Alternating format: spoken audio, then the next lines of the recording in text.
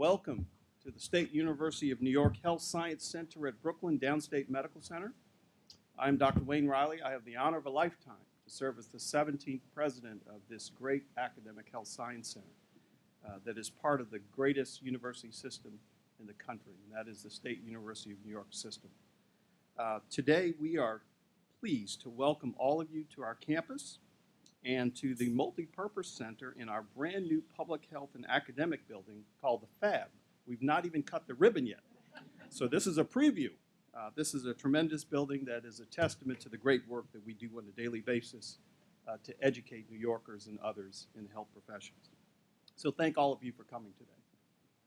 The Honorable Lieutenant Governor Kathy Hochul is joining us, one of the finest public servants in our country, and I'd like us all to welcome the Lieutenant Governor with some applause.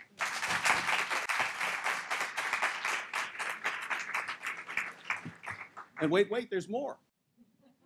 I have the best boss in the country, and that is the illustrious Dr. Christina Johnson, the Chancellor of the State University of New York system. Chancellor Johnson, please stand.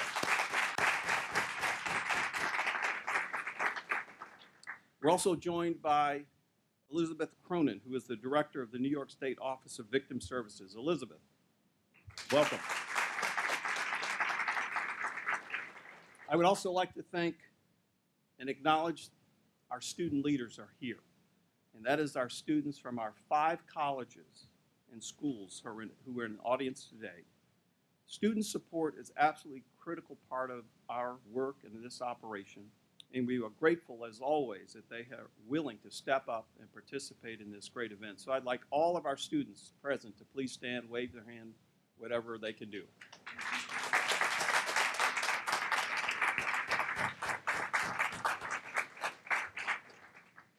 Now, today we're here for an exciting announcement from the Lieutenant Governor and our distinguished Chancellor, Ms. Cronin. In 2016, the State University of New York launched the SUNY's Got Your Back initiative, a program created to assemble comfort bags for victims and survivors of sexual and interpersonal violence who seek help from shelters, hospitals, and other centers across the Empire State. Now, what began as a year-long project with the goal of packing 2,016 bags now stands at more than 23,500 bags assembled at all SUNY Got Your Back events. That is quite impressive, but a testament to the great work and the need for this support among victims of violence. At SUNY Downstate Medical Center, we serve nearly 60,000 visitors each year from the neighboring communities and throughout the borough of Brooklyn. Nearly 60% of our patients are women. We can expect that any of our patients may present themselves as victims of sexual assault or other interpersonal violence on a daily basis. At our University Hospital of Brooklyn, our staff provides sensitive and critical care to anyone who is a victim of sexual crime. SUNY's Got Your Back provides an opportunity for all 64 campuses to be involved in assembling these bags and working with community leaders and organizations to provide support to survivors of sexually related crimes. We are proud to join with the Lieutenant Governor's Office, the SUNY system, and the Office of Victim Services to support this significant and much-needed program. To make this important announcement, I'm honored to introduce the Lieutenant Governor of the great state of New York, Kathy Hochul.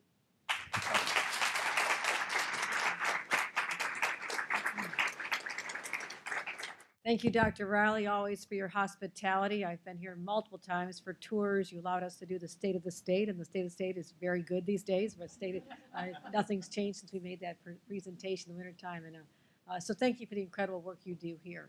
Truly being on the front lines for not just educating individuals, but also taking care of the community, the people who live here and call this their home. So thank you for your great partnership in working with the state of New York in every capacity, including our Office of Victim Services. Great to be with our incredible Chancellor once again, an individual I was with yesterday in Long Island as we announced initiatives to save the planet. Nothing too major, but I believe that with this Chancellor involved, we certainly have made great strides toward educating our students who are smart enough to call SUNY their home in making sure that they have the skills they need through our educational opportunities to make sure that they're poised to step into the jobs of tomorrow. So that was our announcement yesterday. Also delighted to be here with Elizabeth Cronin, someone whose passion for fighting for victims of all kinds of violence is something that she wears deeply, and it is contagious. And I've seen her at many events, and I thank you for your incredible public service to the people of the state of New York. Elizabeth Cronin, our Director of Office of Victim Services. So I'm back. Glad to be here once again to talk about a program that I truly believe in. And while the slogan sounds, you've heard before, somebody's got your back, what does that really mean? It means they're going to really watch out for you. They're going to protect you. They're going to make sure you are okay. And those are powerful words and messages at a time when someone has had to endure the unspeakable, someone who has not able to retain their dignity in a time when someone is violating them profoundly. And they're just grasping for someone to say they care and have their back. So that's what we're talking about here today. Something that I've been involved with my entire life as a young intern for the New York State Assembly. My mother went back to college when I was already a student myself. My other brother was in college. It was a tough time for paying tuition around my household. And I had a younger brother. We were all paying for tuition for a long time. But my mother thought that she needed to be a role model for her 6 children, that she needed to go to college as well, regardless of the fact that she was over 40 years old. But she became involved in social services and decided she was going to become a champion for what they called battered women. It wasn't a nice, cleaned up victims of domestic violence. It was literally battered women. And these women had no voice whatsoever. And in fact, when the police were called to a home, a woman was finally able to reach the phone and call 911, and the police officer showed up at the door. More often than not, if the husband said, "Everything's okay here, you can leave, officer," they didn't even come in. There were no protections even for a woman in the sanctity of her own home. That's how it was just one generation ago. So my mother, being tenacious as she was, decided she's going to go to Albany. She insisted upon hearings. She brought the clients that she had gotten to know, and these were wives of prominent doctors who suffered in silence, and they were single individuals being abused by boyfriends. She had the whole spectrum. And she made sure that the laws in the state of New York were finally changed, where the victims were the ones believed, and police officers had a responsibility to respond and not take the word of the perpetrator. So all of a sudden, something that was in the shadows, not talked about, was finally starting to surface. And what a transformation, what a cultural shift on how the whole concept of domestic violence and sexual assault are viewed today in contrast to that era back in the 70s and 80s. For example, if someone is an athlete and word gets out if they've abused a wife, beat up a woman or girlfriend in an elevator, those pictures get out. As opposed to a time when people just didn't even talk about it, those people are now vilified and they are ostracized, as they should be. So we've shifted people's perceptions about the acceptability of something that, if you're a victim, doesn't even understand how that was entertained before, but it was part of our culture. So I believe in my heart we've made great progress. And my mother continued her journey throughout life to protect people who've been subjected to assault.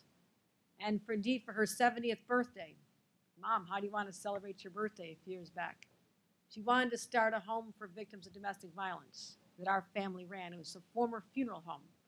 And all of us got involved in cleaning up the basement, which was kind of scary.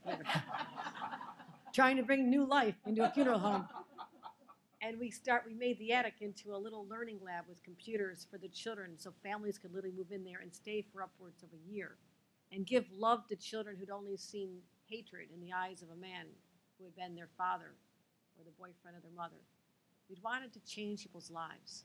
And so as I became the lieutenant governor, and the whole specter of sexual assault on college campuses, really, through a number of high-profile cases, was finally talked about, way beyond when I was a student at Syracuse University.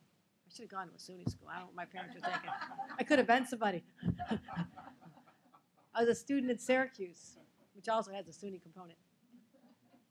And I remember there were 5 rapes the first week on campus, but they were strangers from the city.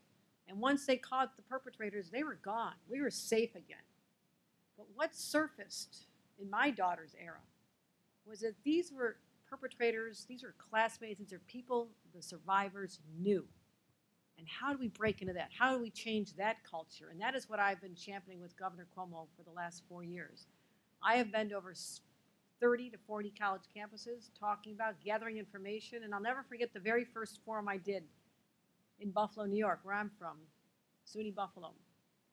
A young woman came up to me, and she said she had read in the paper we were doing this forum, and 2 years earlier, she had been to a party, a classmate, someone she trusted, slipped something in her drink.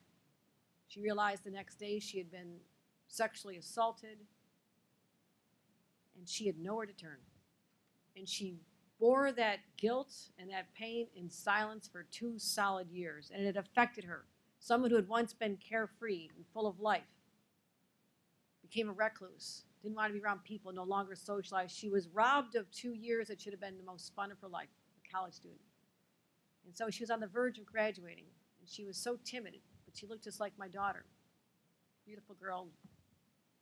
And I hugged her and I said, "You're going to be among the last, because you had the courage to come forward today.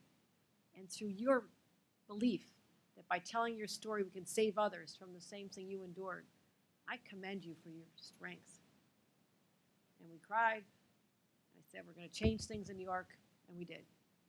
And that young woman today works with us to help victims of domestic violence in Buffalo, New York. That's a powerful story that inspires me every day.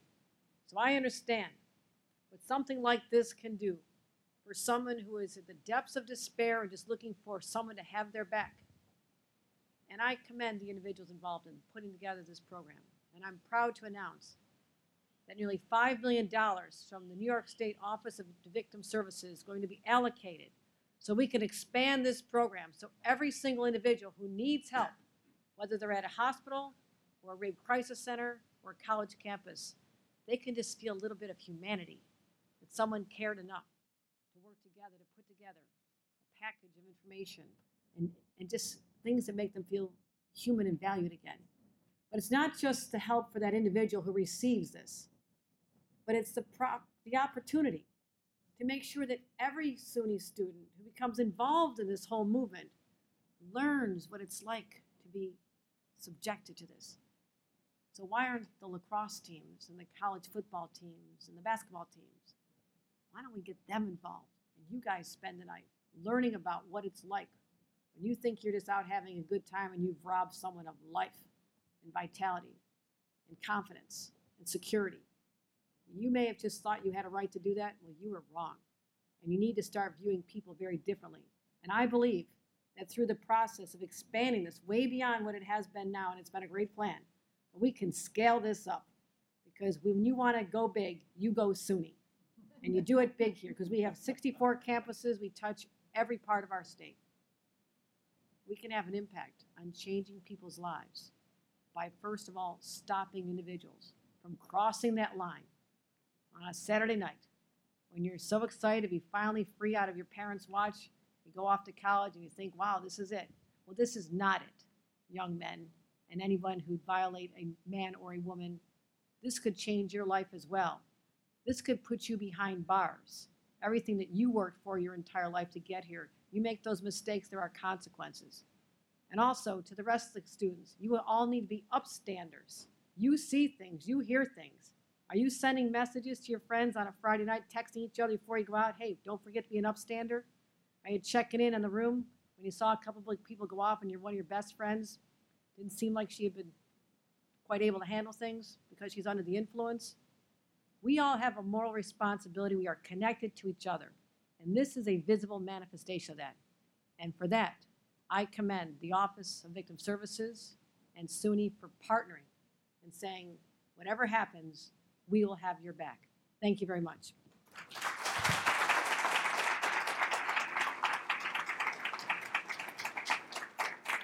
Thank you, Lieutenant Governor Hochul. We are so honored by your presence and your passion you bring to this issue on behalf of all New Yorkers and our great governor. Thank you very much.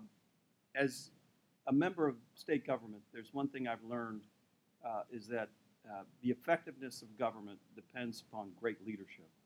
And this program has been entrusted to a great leader in the director of the center, the Office of Victims Services at the state level, and that's Elizabeth Cronin. So Elizabeth, we're so delighted that you're here. Please deliver some remarks on the governor's behalf.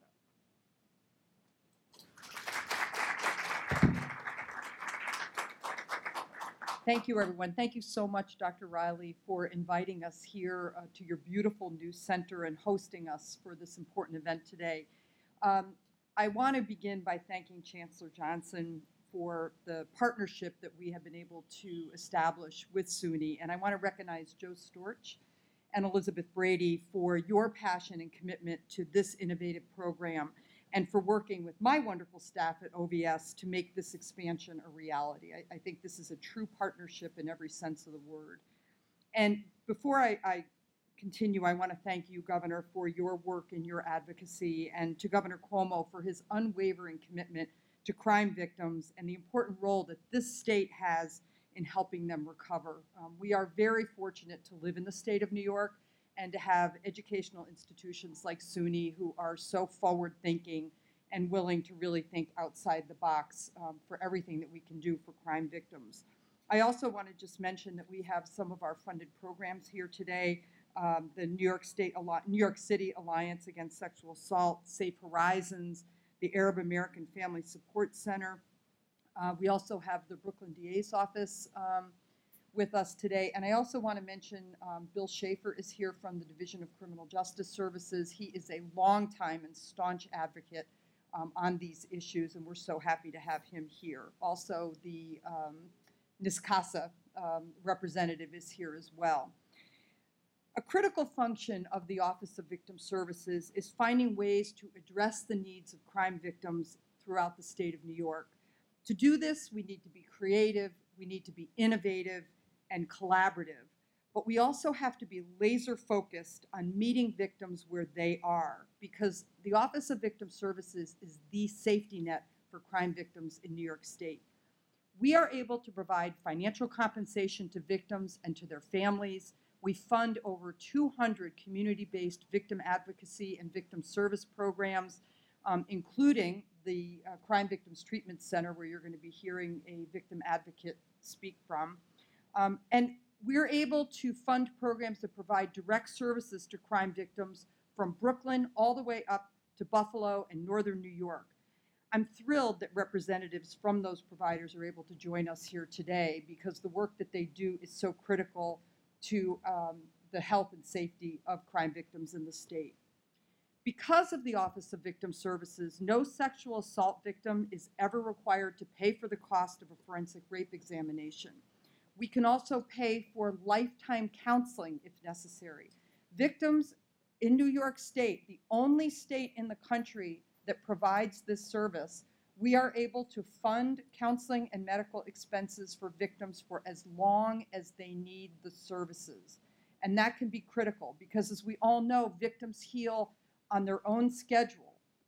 And they may at certain times need help and at other times they don't. And it is up to them to know when the right time is, and we will be there for them. So it's clear that we are doing good work. But we know that victims of sexual assault and domestic violence are not accessing all the services that are available to them or the compensation for which they may be eligible. So we need to do more to reach them. That's a critical component of what my agency has been looking to do, is how do we reach all the victims? How do we get the information out to them so they know where and when to access services? And I think this collaboration with the State University of New York is exactly designed to do that. We chose a medical center as the location to make the announcement today because we want to underscore how important it is for victims to seek treatment in the wake of a sexual or domestic violence event. The tagline that we like to use is, don't wait until it's too late. So many victims are afraid to come forward, and they wait, and they may be jeopardizing their own health as a result of it. And we want to make sure that they understand that they are supported and there are services for them, and they do not have to be silent. We want victims to know that help is available, whether they're ready to report the crime or not. We don't want crime victims, especially sexual assault and domestic violence victims, to risk their health and well-being because they need time to process what happened to them, or they need space within which to decide what the next best step is for them. If a crime victim, if a sexual assault victim goes to a hospital for a forensic rape exam, not only is it at no cost to them, but they do not have to report the crime to law enforcement. And they will be eligible for victim services. And it's important for victims to know that, because I'm afraid that a lot of victims will not go to the hospital because they're afraid that law enforcement will be called, and they don't feel that they're in a position to make that decision. As a former special victims prosecutor who handled many sexual assault and domestic violence cases, I know how traumatizing it can be for victims entering the system. A forensic rape exam can be extremely intrusive. Collection of evidence, including their clothing and other personal effects, can be daunting, and fear of the unknown and what may happen next can be overwhelming. This program between SUNY and OVS will allow us to connect with victims and services to address their physical and emotional needs, and providing information for them so they know they can have informed choices when they're ready. This way, their health is addressed, it's not compromised, and any evidence is preserved. And thanks to legislation signed by the governor this year, time is available now to decide whether they want to come forward and press charges. They're not under any time constraints within which to make those decisions. These comfort bags will let victims know that they are not alone on their path to recovery. With help comes healing, and with healing comes hope. SUNY, the Office of Victim Services, and the state of New York all have your back. Thank you. Thank you, Elizabeth, for your outstanding leadership. Yes, thank you for your outstanding leadership of this effort on behalf of all New Yorkers. This is a program that, again, you've heard a little bit about. You continue to hear a little bit more about it. It really makes an impact in lives of victims. So thank you for your leadership and for your presence. Next, we're delighted to have with us one of the community partners that really works in this very special effort along with the office, and will be working with us in the SUNY system as well, and that's Ms. Joy Ahmad, who is a volunteer advocate at the Crime Victims Treatment Center. So I'd ask Ms. Ahmad to come up and to share her perspective on how impactful this program can be. Welcome, Joy.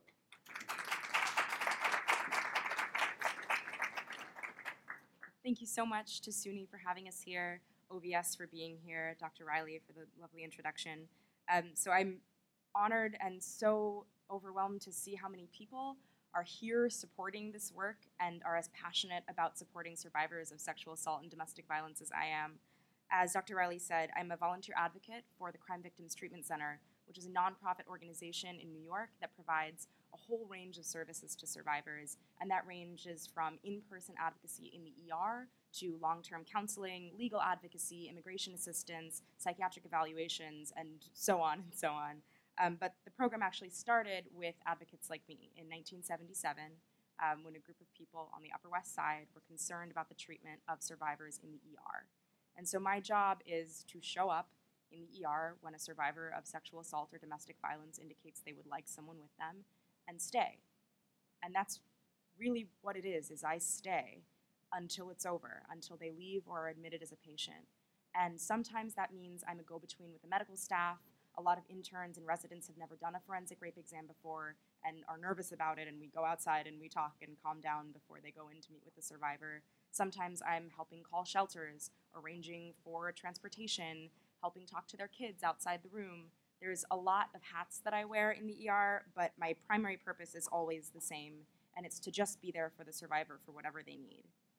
And that sounds very simple, but it's actually a revolutionary premise to meet someone in their darkest moment, enduring one of the most terrifying, isolating, and unfairly stigmatized things a person can go through, and stay. See them, and believe them, and trust them to be the expert of their own experience.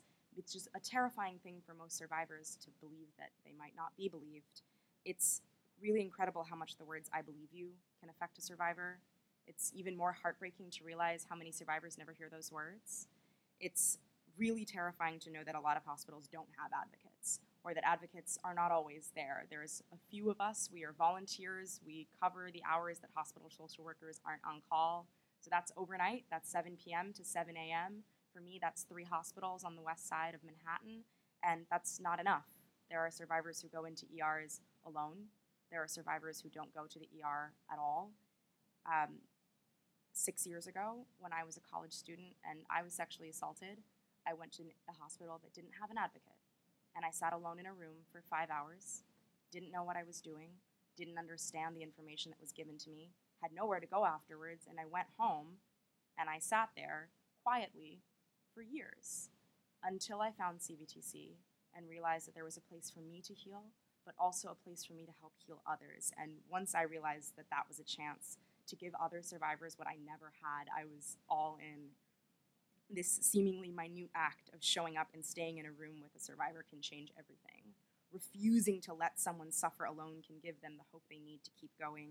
Giving resources, a number to call, shampoo, soap, conditioner, a towel, all of these things seem so small, but they make a world of difference, and they can be life-changing.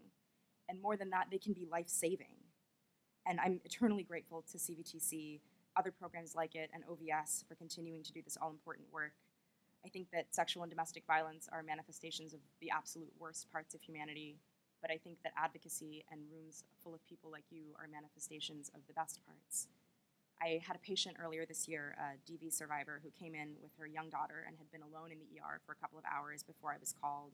She was panicking, she was anxious, but she was trying to keep a strong face on for her daughter. She didn't want her kid to see her cry. So I come with a large bag of what I call my big bag of advocate tricks, and it has phone chargers and stuffed animals and coloring books. And so I set her kid up with some headphones and some embarrassingly outdated music and some stuffed animals to hang out with. And then the survivor and I actually got a chance to talk. And the first thing she said was, "Please don't judge me. Please don't think I'm a bad mother." And I didn't think she was a bad mother. Of course she wasn't a bad mother, but that fear was so overwhelming for her that she almost didn't come. She initially said no to the advocate because she didn't want someone to see her like that. And when I told her that I didn't think she was a bad mother and wasn't there to judge her, she started crying, which of course meant that I offered her a hug. And that's the key word that I want to point out there is offer. And what I said in that moment, which is what I say to everyone, is only if you want it. I'm not going to touch you without your permission. And nothing else that happens here tonight is going to happen without you in the driver's seat. And that kind of agency is what everybody's looking for when they come to an ER after an assault. And that's what I think is so great about these comfort bags, is it's literally handing someone the agency. You call when you're ready. You do what you want with this information. You do what you want with the stress ball. Throw it at the wall. I don't care. Giving someone a chance to be themselves again, even though that does take a long time, is more powerful than I think anyone will ever really be able to put into words. And so that's really what this program is about, and that's what my work is about. It's about creating safe spaces for survivors, giving them autonomy, a chance to heal, reconnecting with their bodies, reconnecting with their lives. And not all of my cases end the way I want them to, and I can't save my survivors. I never see them again after they leave the ER, and I'm left wondering if people are okay, if they reached out, if they got counseling. And I don't think that the effects of violence are ever fully erased, but I do think they're survived. And I think more than that, they're overcome and they're transformed. And if there's one thing I want to give to all of the survivors I see and all of the ones that I don't, it's hope. And if there's one word I want people to take away from what advocacy means, it's the word still. Because we are still here. Survivors are still here after all of the violence and all of the unfairness and all of the unjustness. They're still here. And we're still here and healing and growing and picking up comfort bags and making comfort bags. And statistically, there is another survivor in this room. And you are still here. And so I want to leave you with what I say to all of my survivors when I walk into their hospital rooms. Hi, I'm Joya. I'm a volunteer advocate from the Crime Victims Treatment Center. I'm here to help you with whatever you need tonight. And just so you know, you're not on your own. Thank you.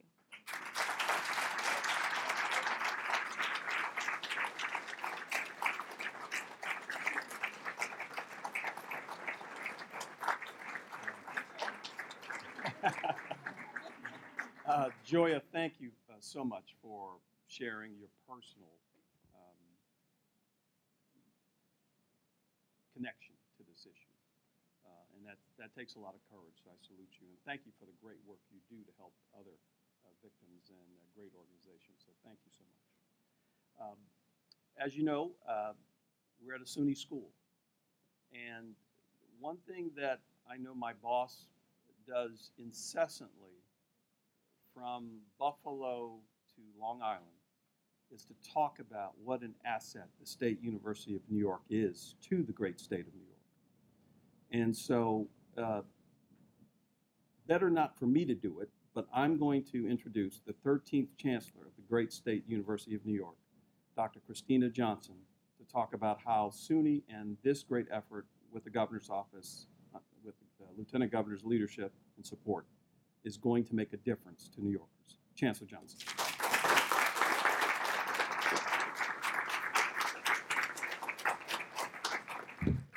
Well, thank you, President Riley, one of the most outstanding academic leaders in the country. And absolutely. I'd also like to thank Lieutenant Governor Hochul. We were together yesterday. I keep coming after her. I hate that, but she's so darn good. But I want to thank you for being here and showing your ongoing support for SUNY's Got Your Back. And I also want to thank the governor. His ongoing commitment to victims of interpersonal violence and sexual assault inspires programs like SUNY's Got Your Back. Enough is enough. And we will continue to work hard because of that inspiration. I'd also like to thank Elizabeth Cronin and the Office of Victim Services for the substantial grant of $5 million for the service and for the services and the safety net that you provide victims of violence. I also want to acknowledge and thank Senator Parker, all the community advocates and law enforcement officials that are here today for your support. Your victim advocacy and the support you give continues to give us energy and to continue this important work. The SUNY's Got Your Back team is a powerhouse, and I want to recognize our teammates because they are part of a huge team. They include It's On Us, the Joyful Heart Foundation, the One Love Foundation, the PGA Tour, well-known DJ and friend to SUNY, Joshua Zeke Thomas, and our incredible student leaders that stood up, and I thank you for that. And I know we've got our trustee, our student trustee here, Michael Braun, as well. We're working with SUNY on this very important initiative that benefits the victims of domestic and interpersonal violence across the state. And I'm delighted to be here to celebrate the largest grant that the SUNY System Administration has ever received. And as Dr. Riley said, a medical center is an appropriate place for this event about domestic and interpersonal violence because this is often where victims come at the greatest moment of their distress and need, as we heard from Joya. This is also where the healing begins. And thank you, President Riley, for hosting this event at the Downstate Medical Center. For too long, the stigma placed on victims of sexual and interpersonal violence has caused feelings of self-blame and resulted in re-victimization and kept people from seeking help. SUNY's Got Your Back is a platform to challenge this stigma, to encourage individuals to seek help from available resources and provide comfort in their darkest hour. The program was launched in April 2016, as Dr. Riley said, and the original goal was just to fill 2,016 bags in the year 2016. Within 24 hours, the 64 campuses pledged to fill 5,000 bags. Great idea, and this is what is truly the power of SUNY. Great ideas can spread quickly and effectively throughout not only the whole system, but when you have a campus that's within 30 miles of every or almost every individual in the state, it can spread throughout the state. It's become clear that this isn't going to be just a one-year program. It's got to be a many-year campaign, and therefore it needed a new name. So just 2 years later, SUNY's Got Your Back volunteers have been renamed and reassembled 10 times the number of bags. As Elizabeth said, about 23,000 bags, which is phenomenal. And we also have held events at PGA places, including the Dick's Sporting Goods Open. I also want to thank the PGA and your partners for contributing $30,000 and for, as I said, hosting these tournaments. Every great program needs a great leader. And I want to point out two great leaders, and that's Joe Storch and Elizabeth Brady and your whole team, because you're the ones that one of the first meetings that I had as chancellor was to talk about SUNY's Got Your Back. So thank you. I'd like to give them a round of applause.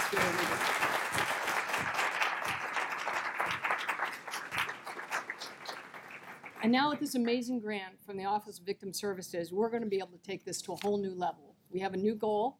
I'm sure it will be overcome soon, and that's to fill 225,000 bags with your support. And we're going to start as soon as we finished speaking here. We're going to get to work. So this will be very important. It's, you know, when I learned in preparing for today was it's not just the bags and what's in the bags. It's the learning of people like all of us putting together the bags, that we learn where those resources are and that we can step up. You know, next week I will have my inauguration as the 13th chancellor. I had to kind of be here a year to kind of make sure they're going to keep me. And it was inspired by the last time when I was here, your inauguration, Dr. Riley. No, and the individual that we selected to give remarks from the students is a young man, a football player from Cortland. You may have heard about him, and Richard Kyle, who stepped up and disrupted a sexual assault and was given an award by Vice President Biden. That's who we selected to bring to the SUNY family remarks on behalf of all the students, and it was intentional. Let me just conclude by saying that, you know, none of this would be possible today without our partners, and that's one of my big initiatives as SUNY Chancellor and priorities is partnerships. And that includes our partners, the SUNY Title IX Coordinators Association, the SUNY Student Assembly, the New York State Coalition Against Sexual Assault, the New York State Coalition Against Domestic Violence, the New York City Alliance, and the New York State Police. This is how a strategic intergovernmental partnership can meet a mutual goal and foster positive change. OVS is paired with SUNY's infrastructure, I hope, because of the ability to execute the program, which means hundreds of thousands of now victims of violence will be served, and countless individuals on and off SUNY campuses will gain access to important information and resources. When people receive a bag, as Joya, you said, they know someone cares. And it is indeed all on us to be there for one another. I hope that those that learn about this program will feel more inclined to seek help should they or someone they love need it, whether it's medical treatment, help from a domestic violence shelter, or rape crisis center, or reporting to law enforcement. What's important is that we all know these resources are now available. So I want to thank everyone who's made this program possible and what it is today, a source of support for victims of violence that puts them on the path to a better life. Thank you all for being here and for your hard work and commitment.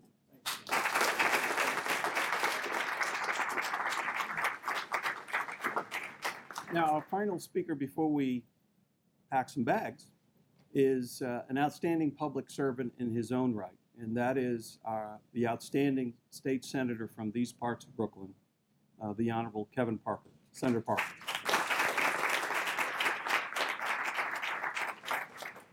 Good afternoon. I'll try to be brief. Again, I'm State Senator Kevin Parker. I represent the 21st District here in Brooklyn, which is Flatbush and East Flatbush, Midwood, Ditmas Park, Windsor Terrace, and Park Slope. I'm the Democratic whip in the New York State Senate, and certainly I'm happy to join the Lieutenant Governor as well as this illustrious panel of folks who are just doing such great work. This new Chancellor, Chancellor Johnson, has been absolutely a dynamo since she's been here. I'm not sure when she gets time to rest, because every time I think she's probably visited all of the 64 campuses probably 2 or 3 times by now, because she's always at one when I call.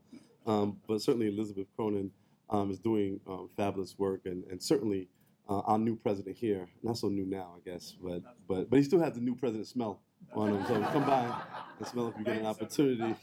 But Dr. Riley has been certainly an upgrade to what this institution has had, and I feel honored to have an opportunity to serve him.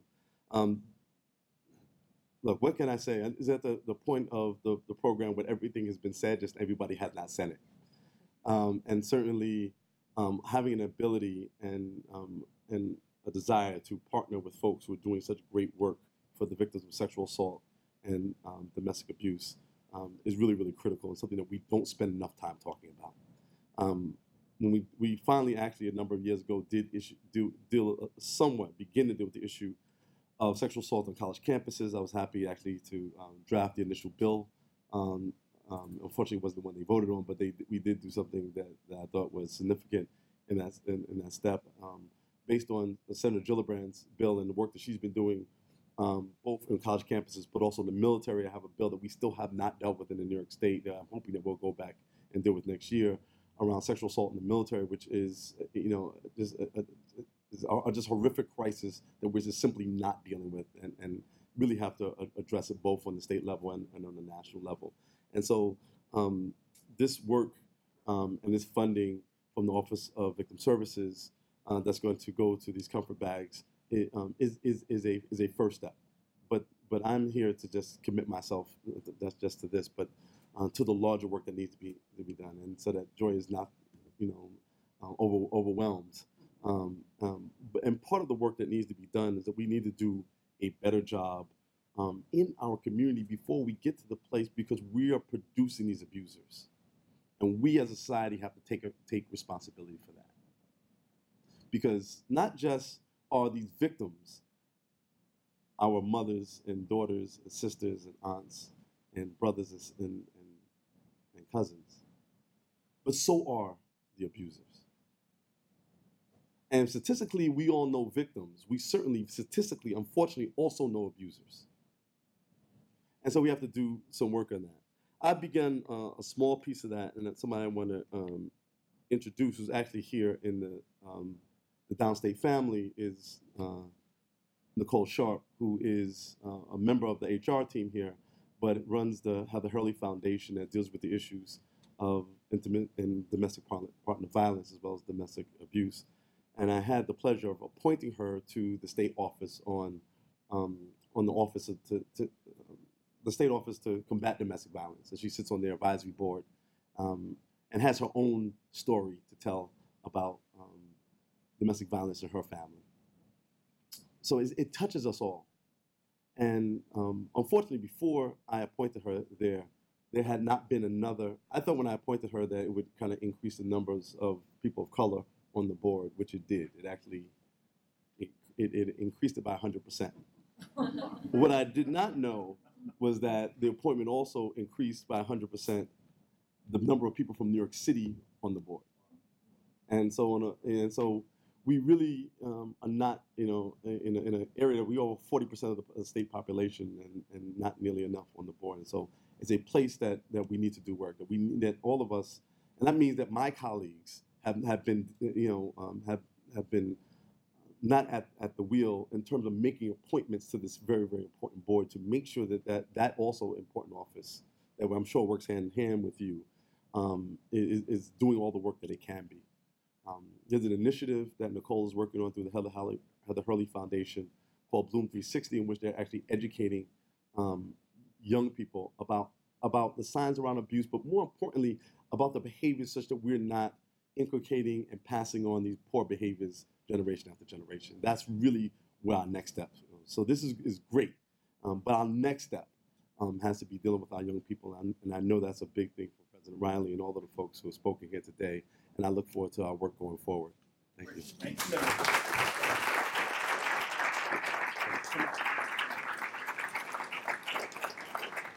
All right, again, thanks to all of you. Thanks to our fantastic students, our faculty, staff, administration who've attended, our special guests.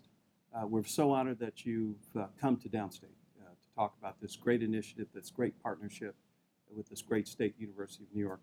Again, my salute to the great Lieutenant Governor of our state, Kathy Hochul, our outstanding Chancellor, Elizabeth Cronin from the Office of Crime Services, Joya, for her outstanding work, Senator Parker, our whole team for putting this together. We're going to stuff some bags, and I understand the Chancellor and Elizabeth are available for press. We thank the members of the press for being here, and let us all go out and do good work. Thank you very much.